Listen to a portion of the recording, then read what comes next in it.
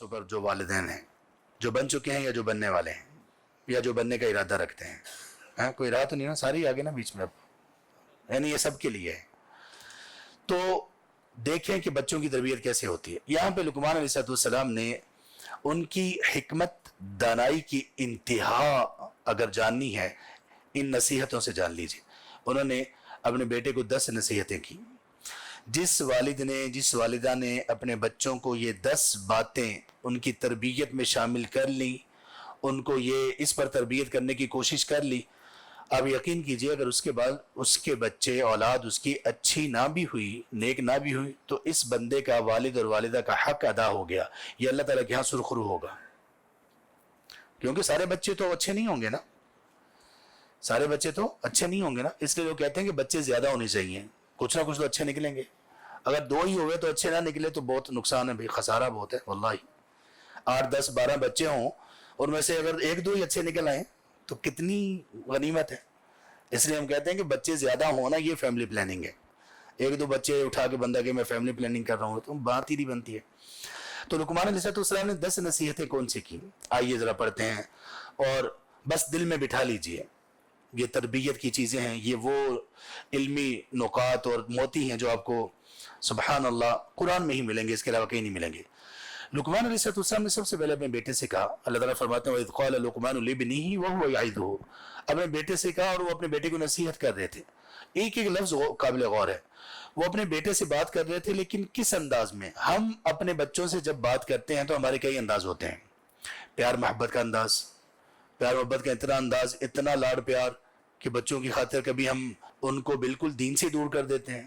کتنے بچے ایسے ہیں جو سبحان اللہ امتحان کے دنوں میں ان کے والدین کہتے ہیں بیٹا نمازیں ہو جائیں گی نا بعد میں, میں ہوں نا نماز, آپ کا ابا جان ہے نا نمازیں پڑھنے کے لیے مسجد میں جا کر, آپ امتحان کی تیاری کرو. فرض نماز کی بات کر رہا ہوں, باقی میں تو گنجائش ہے. اللہ اکبر. کچھ لوگ اپنے بچوں سے والدین باتیں کرتے ہیں اس طرح سے کرتے ہیں. کچھ ہوتے ہیں ان کا اپنے والدین کے ساتھ تعلق یہ ہوتا ہے کہ بچوں کو پتا ہے کہ جب ابا جی آئیں گے نا اوہ بس تھر تھر کانپنا شروع. وہ ابا جی کا سامنا ہی نہیں کرتے, کیونکہ ابا جی کبھی پیار سے بات ہی نہیں کرتے. ان کو پتہ نہیں کس نے سمجھایا ہوا کہ بچوں کو آپ نے دبا کے رکھنا ہے تب ان کی تربیت ہوگی. نہیں, ایسا نہیں ہے. یہی بات کسی نے کسی کو بتا دی کہ بیوی کو بھی دبا کے رکھو تو تربیت ہوتی ہے, تو اس کے بعد بندہ دکھائی دیتا ہے ساری عمر خود دبا دبا رہتا ہے. یہ دبانے کی چیزیں نہیں ہیں, نہ بیوی نہ بچے, یہ تو سمجھوتے کی چیزیں ہیں, سلسلہ آگے بڑھانے کی چیزیں. اب 2 موڈ آف کنورزیشن 2 ہو گئے نا, 2 طرح کے انداز ہو گئے. ایک تو یہ کہ بچوں سے پیار, اور پیار اس میں کوئی لمٹ نہ ہو اور کوئی تربیت نہ ہو. دوسرے نمبر پہ غصہ ہی غصہ ہر وقت. تیسرا موڈ یہ ہے کہ جس موقع پہ جس انداز کی ضرورت ہے وہ اپنایا جائے. لقمان علیہ السلام یہاں پہ اپنے بچے کو بات جو کر رہے تھے نا, نصیحت کر رہے تھے.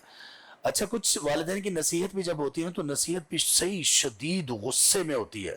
سمجھ آئی, ایسے کرنا ہے, ایسی کی تیسی تو ایسے, اس کے بعد یہ کیا اور وہ کیا. نہیں بھائی, اگر نصیحت کر رہے ہو تو انداز میں نصیحت والا ہونا چاہیے. لقمان علیہ السلام کا کیا انداز تھا, انہوں نے کہا یا بنی, بس اسے کہ لفظ سے سارا نصیحت کا انداز معلوم ہوتا ہے. انہوں نے کہا بیٹا جانی, یا بنی, بیٹا جانی. ویسے کچھ بچے بھی ایسے ہوتے ہیں کہ بندے کو نا پیار شیار بھول جاتا ہے, بھلا دیتے ہیں وہ. آزمائش ہے. والدین کئی بیچارے بچے یہ کہہ رہے ہوتے ہیں, آج کل زیادہ بچے یہ کہہ رہے ہوتے ہیں کہ یار پتہ نہیں ہمارے والدین کب سمجھیں گے, کب ان کو سمجھ آئے گی. پہلے والدین ہوتے تھے وہ کہتے تھے یار بچے پتہ نہیں کب سمجھیں گے, اب الٹ ہو چکا ہے. تو یہ زمانے کے چلنے کے ساتھ ساتھ وہ چیز تو چلتی رہے گی. انہوں نے اپنے بیٹے سے جو مخاطب اس کو کیا نا, یا بنی, یہ نہیں کہا یا بنی, نہیں کہا بنی, میرے بچے, میرے پیارے بچے. اس طرح کے, اس کا مفہوم اردو میں اگر ہم ادا کریں تو اس طرح کا کوئی بنے گا, بیٹا جانی, بیٹی جانی, پیارے بچے, پیاری بیٹی, اس طرح بنے گا. اب نصیحت پھر کیا کی؟ سب سے پہلی نصیحت جس کے بغیر کوئی چارہ نہیں ہے, لا تشرک باللہ, بیٹا جانی اللہ کے ساتھ شرک نہیں کرنا. شرک سب سے بڑا ظلم ہے. نمبر 1 نصیحت. آگے چلتے. نمبر 2 کہا یا بنی انہا ان تک مثقال حبۃ من خردل فتکن فی صخرہ او فی السماوات او فی الارض یأتی بها اللہ. واللہ یہ ایک نصیحت ایسی ہے اگر یہ کارگر ثابت ہو جائے, اثر کر جائے, جس پر یہ اثر کر جائے گی وہ بندہ پروٹیکٹڈ ہو جائے گا. آپ کو یاد ہے کہ کرونا ویکسین میں جو بندہ ویکسینیشن کروا لیتا تھا اس کا سٹیٹس آتا تھا, ویکسینیٹڈ یا پروٹیکٹڈ. یہ والی نصیحت ہر ایک کو پروٹیکٹ کرے گی شیطان کے وسوسات سے، گناہوں سے، نافرمانیوں سے۔ یہ والی نصیحت بندے کے دل میں برائی کی نفرت پیدا کر دے گی، بندے کے دل میں برائی کی نفرت پیدا کر دے گی۔ اب یہ ایسی کون سی نصیحت ہے؟ یہ نصیحت اللہ کے رسول صلی اللہ علیہ وآلہ وسلم نے بھی کئی موقع پر کی۔ نصیحت یہ تھی، دیکھیں کس بہترین انداز میں نصیحت کی۔ کہا بیٹا جانی دیکھو، آپ کچھ بھی کر لو، کوئی بھی کام، وہ کام اچھا ہو یا وہ کام برا ہو، آپ اس کام کو کرتے ہوئے اتنا اپنے آپ کو چھپا لو، اتنا چھپا لو، فَتَكُنْ فِي صَخْرَةٍ، کسی چٹان کے اندر، پہاڑ کے اندر غار بنا کر وہاں جا کر کوئی کام کرو، نیکی یا گناہ کا، اتنا چھپا کے۔ یہاں پہ بچے دیکھیں، بڑے دیکھیں، نوجوان دیکھیں، ہمیں تنہائی چاہیے ہوتی ہے۔ واللہ سارے لوگ اپنے آپ سے سچائی سے پوچھیں ہمیں تنہائی کیوں چاہیے ہوتی ہے؟ ہم پرائیویسی چاہتے ہیں، ہمیں پرائیویسی کیوں چاہیے ہوتی ہے؟ خاص طور پر جب ہمارے موبائل ہمارے ساتھ ہوں، ہم کیا کرتے ہیں موبائلوں کے ساتھ؟ ہم سب کو معلوم ہے، ہم سب غور کریں۔ لقمان علیہ السلام کہہ رہے ہیں کہ بیٹا جانی دیکھو، آپ پہاڑ کے اندر جا کے غار بنا کے چھپ کے بھی کچھ کرو گے نا، یا زمین آسمان میں کسی بھی جگہ کچھ بھی کر لو گے، یأتی بہ اللہ، بیٹا جانی اللہ آپ کے اس عمل کو آپ کے سامنے لے آئیں گے۔ واللہ یہ انتہائی نصیحت ہے، یہ اللہ کی قسم، یہ نصیحت بچوں کے لیے نہیں ہے، صرف بڑوں کے لیے اس سے بڑھ کر ہے، مرد و خواتین کے لیے۔ کس بہترین شائستہ انداز میں کہا کہ بیٹا جانی چھوٹے سے چھوٹی، بڑی سے بڑی چیز چٹان میں چھپ کے کر لو، زمین و آسمان میں کسی بھی جگہ پہ کر لو، یأتی بہ اللہ، اللہ اس کو لے آئیں گے۔ کیوں؟ ان اللہ لطیف خبیر، اللہ سبحانہ وتعالی بڑے باریک بین ہیں اور پوری خبر رکھنے والے ہیں، کچھ بچے گا نہیں۔ یہی بات اللہ تعالیٰ نے سورۃ الزلزال کی آخری دو آیات میں فرمائی، فَمَن يَعْمَلْ مِثْقَالَ ذَرَّةٍ خَيْرًا يَرَهُ، ایک ذرے کے برابر خیر بھی بندہ دیکھ لے گا، ایک ذرے کے برابر شر بھی بندہ دیکھ لے گا۔ بیٹا جانی خیال کر لو، اب کون بچوں کا پہرا دے، کون بچوں کے موبائل کی حفاظت کرے؟ جب خاص طور پہ بڑے ہو جائیں، موبائل کو دے دیا جائے، ان کے لیپ ٹاپ کون دیکھے، ان کے ڈیسک ٹاپ کون دیکھے، ان کی تنہائیاں کون دیکھے، ان کے کمرے کا کون خیال رکھے؟ جو چیز ہمارے بچوں کو بچا سکتی ہے وہ یہ ہے۔ یونیورسٹی میں بچے جاتے ہیں اور بچیاں جاتی ہیں، اللہ اکبر، اللہ کے حوالے، واللہ، یا کسی بھی جگہ پر بچے اور بچے جاتے ہیں، خاص طور پہ وہ جگہ جہاں پہ اختلاط ہے، یہاں تک کہ آپ کے بچے کمائی کرنے کے لیے اگر بازاروں میں جاتے ہیں، اللہ کے حوالے، صرف یہ بات ان کو پلا دو، یہ بات ان کو سمجھا دو، اگر اس بات میں وہ پختہ ہو گئے، آپ کے بچے، ہمارے بچے گناہ سے بچ جائیں گے۔ ہم کوشش تو کر لیں، باقی اللہ کے حوالے۔ کتنی نصیحتیں ہوں گی؟ 2۔ تیسری نصیحت، یا بنیا، بیٹا جانی، اقیم الصلاۃ، بیٹا نماز قائم کرنی۔ پہلے کون سی چیزیں تھیں؟ سب سے پہلے عقیدہ درست کیا، دوسرے نمبر پہ یہ تھا مراقبہ۔ مراقبہ کہتے ہیں اس بات کا احساس اور خیال ہمیشہ رکھنا کہ اللہ مجھے دیکھ رہا ہے، اور میں جو کروں گا میرے سامنے اللہ تعالیٰ قیامت کے دن لے آئیں گے اور مجھے اسی کے مطابق بدلہ ملے گا۔ یہ ہے مراقبہ، اسی کا نام ہے احسان، جو اللہ کے رسول صلی اللہ علیہ وسلم نے فرمایا تھا۔ جبریل علیہ السلام نے پوچھا تھا، اے اللہ کے رسول بتائیے احسان کیا ہوتا ہے؟ آپ نے فرمایا، ان تعبد اللہ کانک تراہ فان لم تکن تراہ فانہ یراک، کہ آپ اللہ کی عبادت یوں کریں کہ گویا آپ اللہ تبارک تعالیٰ کو دیکھ رہے ہیں۔ گویا اگر یہ ایمان پیدا نہیں ہوتا تو کم از کم یہ تو ہونا اللہ تمہیں دیکھ رہے ہیں، بس یہی، اللہ تمہیں دیکھ رہے ہیں، اللہ دیکھ رہے ہیں، یہ ایمان، کیونکہ باقی سارے عمل اس کے بعد آئیں گے۔ تیسرے نمبر پہ پھر جب پریکٹیکل چیزوں کی باری آئی تو پھر سب سے بڑی چیز کیا ہے؟ نماز۔ یاد رکھیے، اگر آپ نماز نہیں پڑھتے، کسی خوش فہمی میں نہ رہیں، آپ کا اسلام، اسلامی برادری سے تعلق نہیں ہے، اگر خاص طور پہ مستقل نہیں پڑھتے تو۔ اور اگر آپ نے بچوں کی تربیت نماز پر نہیں کی تو یاد رکھیے آپ سے بڑا ظالم کوئی نہیں ہے۔ اگر آپ کے بچے آپ کی وجہ سے بے نماز ہیں، اگر آپ کے بچے آپ کی تربیت کی کمی کی وجہ سے بے نماز ہیں، آپ سے پوچھا جائے گا۔ 3 نصیحت ہوگی۔ چوتھی نصیحت، وہ امر بالمعروف، بیٹا اچھی باتیں لوگوں کو بھی بتانی ہیں، یہ نہیں کہ خود اچھی باتیں پتہ چل گئی اور بس، نہیں، لوگوں کو اچھی باتیں بتانی ہیں۔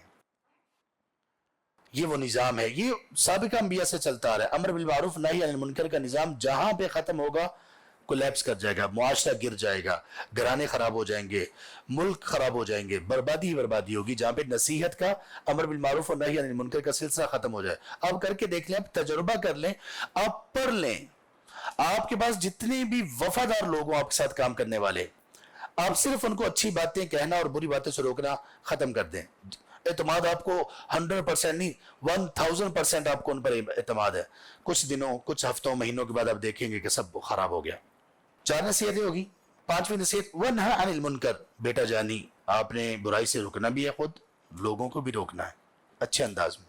یہ امر بالمعروف نہی عن المنکر کتنی ہوگی؟ 5 نصیحتیں ہوں گی۔ 6ٹھی نصیحت فرمایا وَاصْبِرْ عَلَىٰ مَا أَصَابَكَ، یہ ہے مردانہ نصیحت اور زنانہ بھی ہے، کیونکہ زنانیوں کو بھی مضبوط ہونے کی ضرورت ہے کہ نہیں، صبر کی ان کو بھی ضرورت ہے نا۔ کہا بیٹا وَاصْبِرْ عَلَىٰ مَا أَصَابَكَ، اگر کوئی تکلیف پہنچے تو بیٹا واویلا نہیں کرنا، باں نہیں کرنی، شکوے شکایات نہیں کرنی، مر گئے، لٹ گئے، یہ ہو گیا وہ ہو گیا، نہ بیٹا جانی، نہ وَاصْبِرْ عَلَىٰ مَا أَصَابَكَ، آپ کو کچھ بھی تکلیف پہنچے صبر کرنا ہے۔ میری بیٹی آپ ہمارے پاس مہمان ہیں، میری بیٹی آپ نے کل اپنے گھر میں جانا ہے، تو میری پیاری بیٹی اگر آپ پر کوئی تکلیف آئے، کوئی باتیں سننا پڑیں، کوئی مشکلات آئیں، کوئی رویوں کی، کوئی لب و لہجے کی، کوئی لوگوں کے انداز کی، پیاری بیٹی صبر کرنا ہے۔ آپ نے اپنے شوہر کے پاس جانا ہے، اس کا رزق اللہ تعالیٰ کے ذمے ہے، اس میں اونچ نیچ آ سکتی ہے، جب کشادگی ہو تو پیاری بیٹی شکر کرنا ہے، اگر کوئی نقصان ہو جائے وَاصْبِرْ عَلَىٰ مَا أَصَابَكَ، صبر کرنا ہے بھائی، صبر بھی ہے۔ بچوں کو بتائیں اتنا ان کو پیمپرڈ نہ کریں، ان کو اتنا ان کو کمزور نہ بنائیں، ان کو مطلب مرد بنائیں، بچوں کو، مردوں کو مرد بنائیں، ان کو سختی برداشت کرنا سکھائیں۔ اسی میں سے اسلام کی ایک تربیت یہ ہے کہ بچوں کو بھی روزہ رکھنے کی تربیت دی جاتی تھی صحابہ رضی اللہ عنہ میں، اور وہ بچوں کو خاص طور پہ اس وقت کی گرمی اور شدت، اللہ اکبر، روزہ رکھواتے تھے تربیت کرنے کے لیے، اور جب قریب افطاری کا قریب ہوتا وقت تو بچہ روزہ بھوک انتہا پہ پہنچ چکی ہوتی تھی، تو تب وہ کیا کرتے تھے، ان کو کھلاتے تھے، بہلاتے تھے، اس وقت ٹوائز دیتے تھے، ہیں اس وقت ان کو وہ کھیلنے کے لیے کچھ چیزیں دے دیتے تھے۔ ایک دن چھوڑ کے ایک دن روزہ رکھوا لیا، 2-4 روزے رکھوا لیے، ایک ناغا کروا لیا، چھوٹے بچوں کی بات کر رہا ہوں، 7-8 سال 9 سال۔ یہ صبر کی پریکٹس ہے، روزہ صبر سکھاتا ہے۔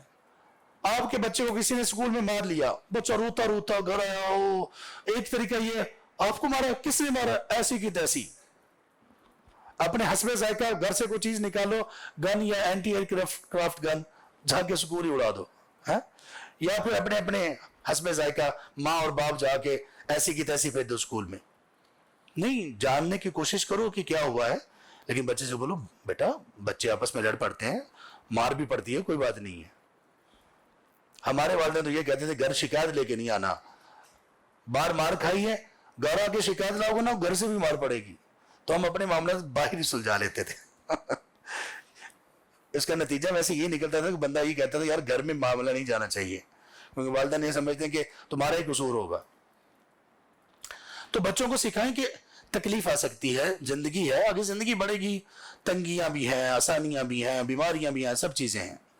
صبر سکھائیں بچوں کو، صبر کرنا سکھائیں، بچوں، بیٹوں کو بھی اور خاص طور پر بیٹیوں کو بھی صبر کرنا سکھائیں، بات چیت پر صبر کرنا سکھائیں۔ یوسف علیہ السلام کی سٹوری ہم نے سنی، کتنی ہو گئی باتیں، ابھی 6 ہی ہوئی ہیں۔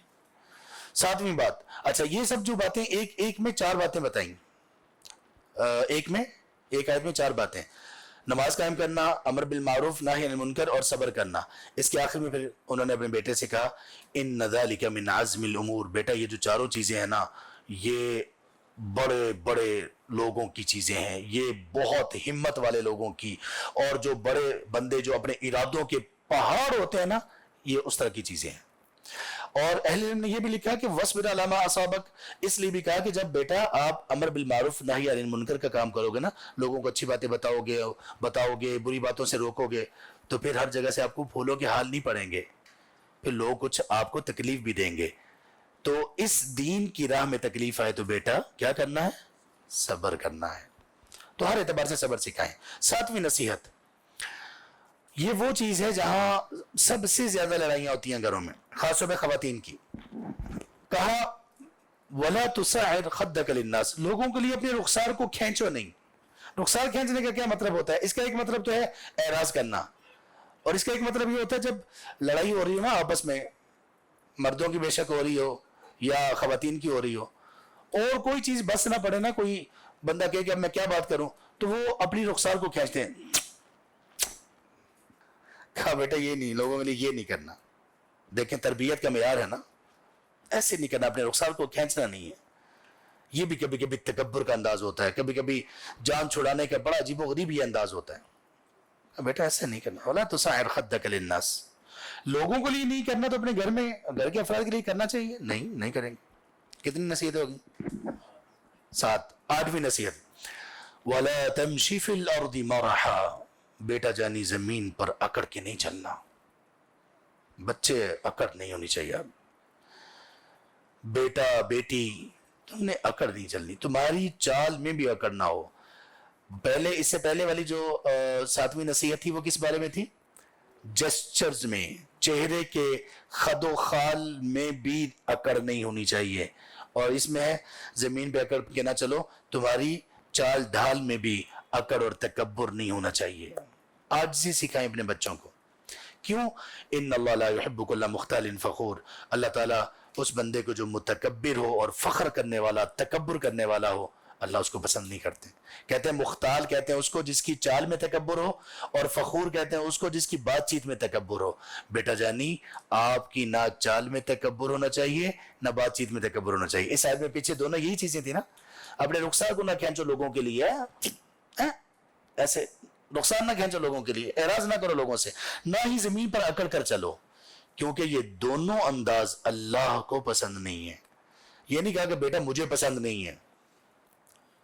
باپ نے نصیحت کا رخ کس طرف موڑا؟ اللہ کی طرف. بیٹا اللہ کو پسند نہیں ہے کہ آپ اس انداز سے چلو. اور اس کے بعد 9ویں نصیحت، وَقْصِدْ فِي مَشْيِكَ، بیٹا آپ اپنی چال میں میانہ روی اختیار کرو، درمیانہ. میانہ روی کا کیا مطلب ہے؟ مطلب پہلے تو یہ کہتے ہیں نا اکڑ کے نہ چلو، تو اب آپ کو ایسے بھی نہیں ہونا چاہیے مریل انداز، ہر وقت مرے ہوئے، ہر وقت سستی. نہیں، چست رہو. بیٹے بھی بیٹیاں بھی. کئی مائیں گھروں میں ہوتی ہیں بڑی مشفق ہوتی ہیں، وہ تکلیف میں، درد میں دھوپ چھاؤں نہیں دیکھتی، وہ بس کہتی ہیں کہ میری بیٹیاں کام نہ کریں.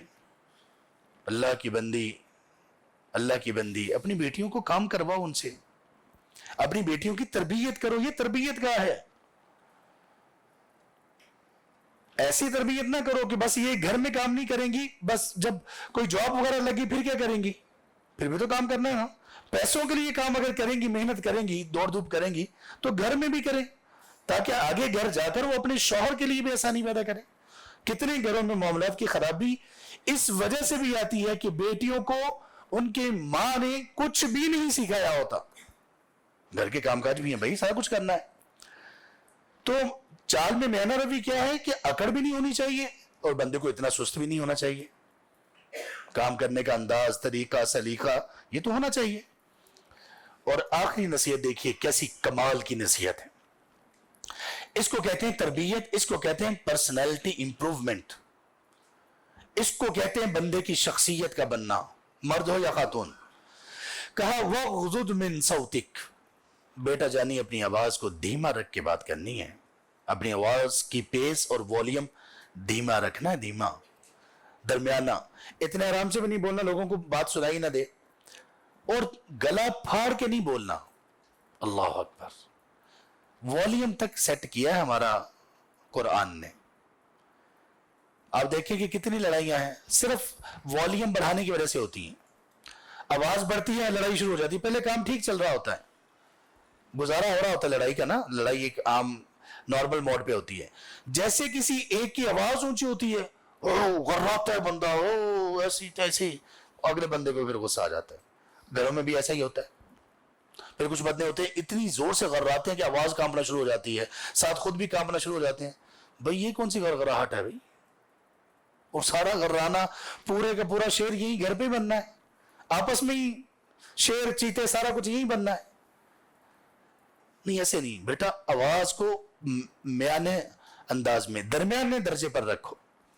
दरमियानी दर्जे की बात करो। तो ये जो कुछ घरों में ना आम नॉर्मल बातें भी ऐसे चल रही होती हैं, अगर नॉर्मल अंदाज में बात करने वाले लोग हो ना, उनको लगता है कि लड़ाई हो रही है। बाहर से अगर कोई बंदा सुने ना, नॉर्मल अंदाज की उनकी बातें आम दरमियाने वॉल्यूम से ऊंची होती हैं। अच्छा अच्छा, फिर ये हुआ, ऐसा हुआ, ये हुआ, यानी जोर जोर से वो बोल रहे होते हैं और उसके ऊपर कभी क्या भी लगा रहे होते हैं। ये सारा घरों का माहौल थोड़ा सेट कीजिए, थोड़ा सा अपनी पेस को, वॉल्यूम को थोड़ा नीचे ले आइए, बड़ी शाइस्तगी पैदा हो जाएगी। हमने कुछ लोगों को देखा, वल्लाही उनको अल्लाह ताला ने ये बात अता की है, धीमे अंदाज में बात करते हैं, अल्लाह अकबर, इस कदर हुस्न है उनकी गुफ्तगू में, इस कदर शाइस्तगी टपकती है इस अंदाज में कि अल्लाह अकबर। और हमें मुफ्त में सारी चीजें बताई जा रही हैं। और बहुत बुलंद आवाज में हमेशा बात करना, बगैर जरूरत के भी बात करना, उसको किस अंदाज में कंडेम किया गया? इन्न अनकरल अस्वाति लसौतुल हमीर, सबसे बुरी आवाजें गधों की आवाजें, यानी ऐसे गधों की तरह गला ना फाड़ते रहो। हाँ, जब जरूरत हो तो बुलंद आवाज से बोला जा सकता है, लेकिन हमारी नॉर्मल पेस ये होनी चाहिए।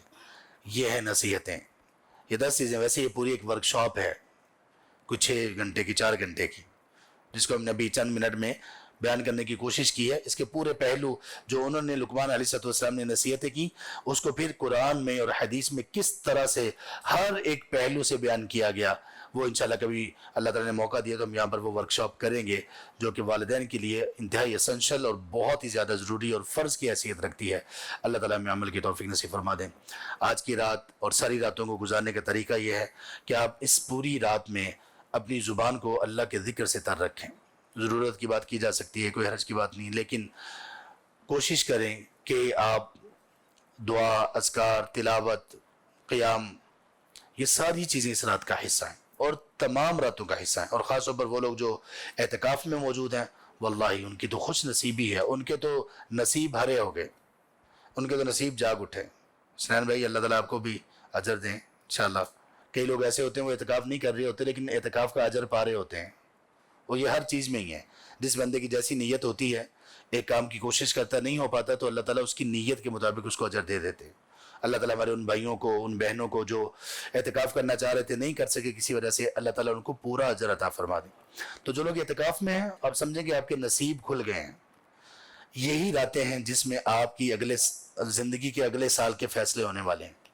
ये रातें हमें ऐसे गुजारनी चाहिए जैसे कोई बंदा ICU में होता है ना, और हम दुआएं कर रहे होते हैं कि या अल्लाह रहम करना, या अल्लाह कोशिश करना, बल हमारी ज़ुबान खामोशी नहीं हो रही होती है ना, इस तरह से इन रातों को गुजार लें। वल्लाही हम ICU पे हैं, हम ICU में हैं इन रातों में, अगले सारे साल के फैसले इन रातों में होने हैं। अल्लाह ताला को मना लें, अल्लाह ताला से गिड़गिड़ाएं, इल्तिजाएं करें, अल्लाह तबारक ताला से अर्ज़ी इंकिसारी करें, या रब खैर कर दे, अल्लाह खैर कर दे, अल्लाह ताला बस दरगुजर कर दे, या अल्लाह तू माफ़ फरमा दे। और ख़ास तौर पर अल्लाहुम्मा इन्नका अफ़्वुन तुहिब्बुल अफ़्व फ़अफ़ु अन्नी, इसका मतलब पता क्या है?